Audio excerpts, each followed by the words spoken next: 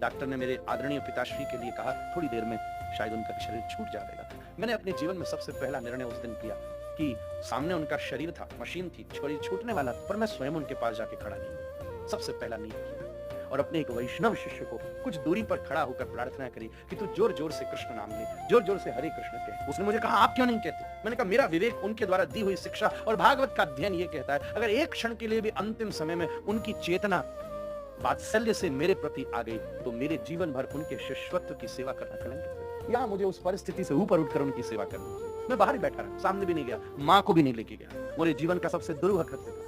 तो बाद में बताई मैंने उन्हें, किसी को नहीं लेके गया, किसी रिश्तेदार परिवार को नहीं लेके गया और एक अपने शिष्य को ठीक उनके पास में खड़ा करके कहा जोर से सुना दो प्रभु का नाम, चेतना जब है ही उस तरफ तो रो लेंगे कुछ देर बाद, कर लेंगे शो कुछ घंटों के बाद, फैला देंगे खबर कुछ दिनों के बाद में, ये तो फिर चलती रही जीवन भर बातें। इस समय का मौका है कि कहाँ